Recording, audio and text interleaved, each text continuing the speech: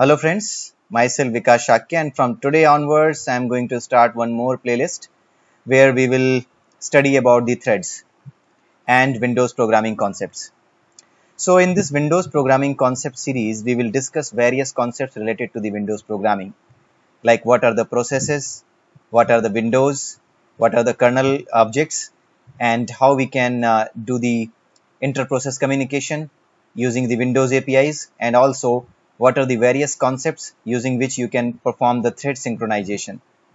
And ultimately, we will discuss about the Windows programming, the literally Windows programming, not just the concepts and the APIs of the Windows programming, but you will be able to see the GUI programming as well. I will just try to explain all the basic concepts related to the GUI based Windows programming, but that will be the last portion of this video series. Okay, so let's start with the thread. So what is a thread? But before that, we should understand that what is a process. Process is a program in execution. You write a program, and when you run this program, and when your program is running, in that case, that running program is known as the process, right? So every program in the running mode is called a process. A running program is a process. A simple definition is that. Okay, so is it a process which is running, or is it something else which is running? The answer is it's not the process exactly which is executing or which is running in the memory. It's a thread. A process is inert. You need to remember this, that a process is inert. It never executes in itself. A process is a container of threads. Okay, that you need to remember. And the third point which you need to remember is every process must have one thread at least to start the execution.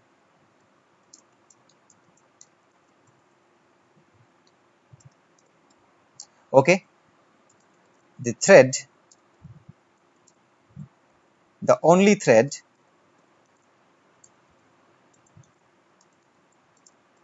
if it is only one thread. I don't know what is happening. If it is only one thread, why I'm missing the letters while writing. The only thread, if it is the only one thread in process, is main thread, right? So this main function is nothing but a thread, and this thread is that thread from where your program starts execution. Every thread has an associated function. There is no such thread which cannot have a function definition. It must have some function from where the thread need to be started. So every process has at least one thread from where it starts execution. All right. So what we can do, we can just start from this main thread itself, right? Every thread has a thread ID associated with it. So let's see, if our main thread also has a thread ID, then it must have been printed. We should be able to print it, right? It must be printed. The thread ID for main thread is get current thread ID. This is the function name, right? So let's print it and let's see what is printed.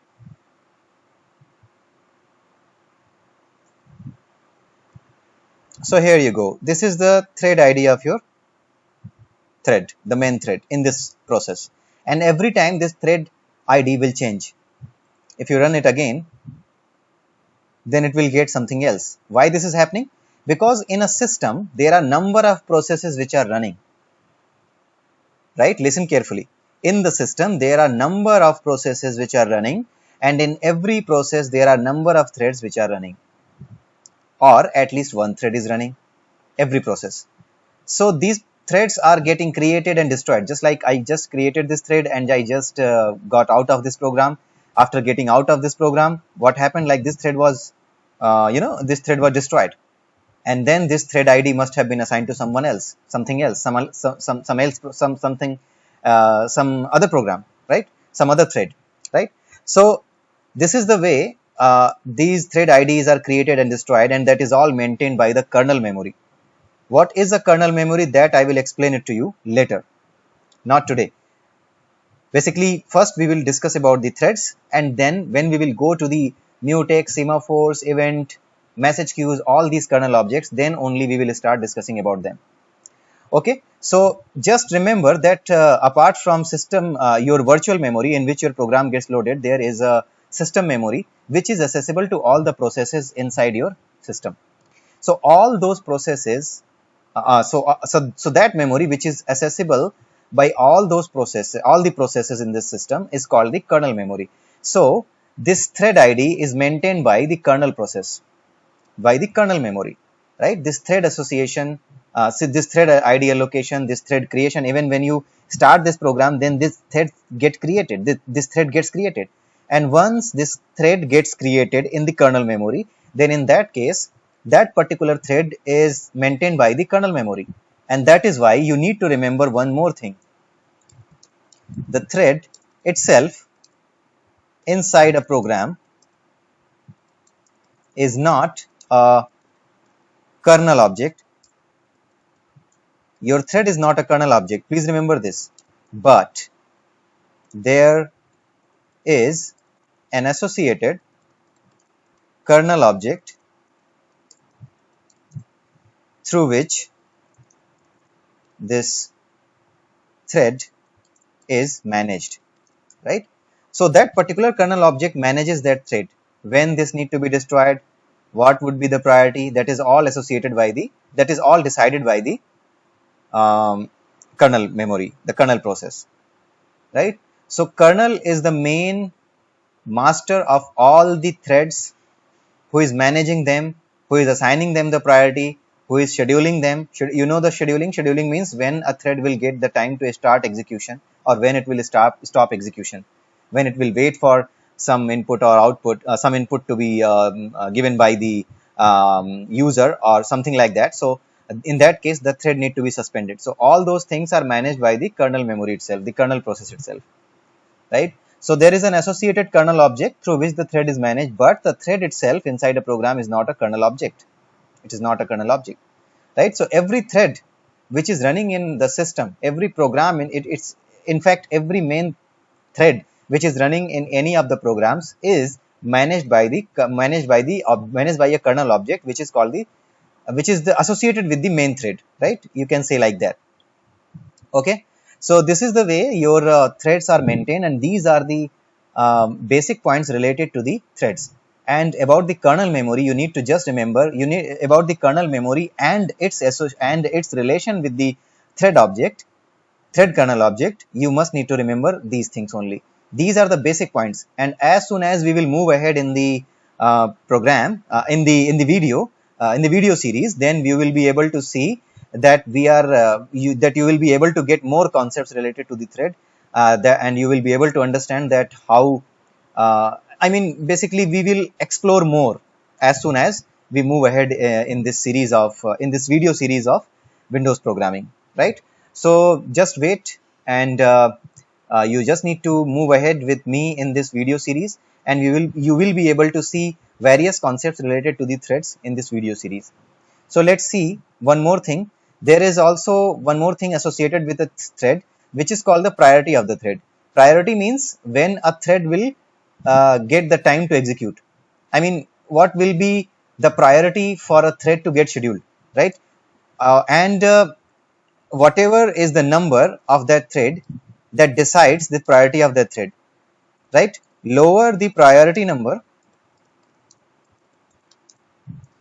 higher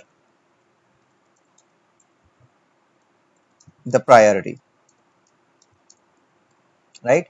Lower the priority number, higher the priority, which means a thread with priority 2 has least priority compared to a thread having priority 1. So priority 1 thread has the highest priority and priority 2 thread has the lower priority compared to thread 1, right? Priority 1 thread. Okay, so this is the way your threads are managed by the kernel object, but you can manage the priority by yourself. You can assign the priority to the thread when you are creating it. You can assign the priority to the thread. Okay, so once the thread is created, you cannot change its priority. But let me see. Let's set current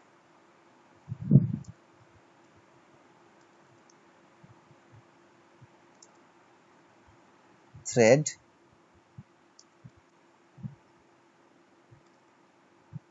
There is nothing like set current thread priority. That is what I wanted to show you. So you cannot do this, but when your thread gets created at that time, you can set the priority. Okay, so that way it will work. So let's see if we want to display the priority of the thread. What is this?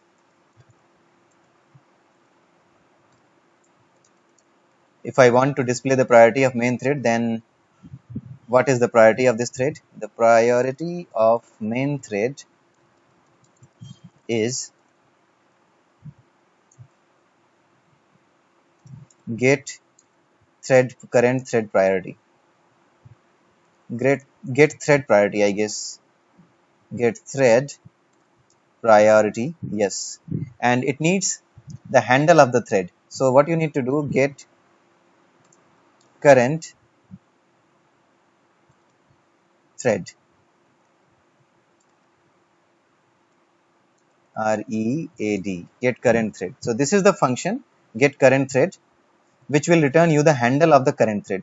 So let's see what is the priority of the current thread. This should be printed as 0, I guess. Okay, this has been printed as 0. I will later explain you like why it was printed like that and how we can see the priorities and why it was not printed.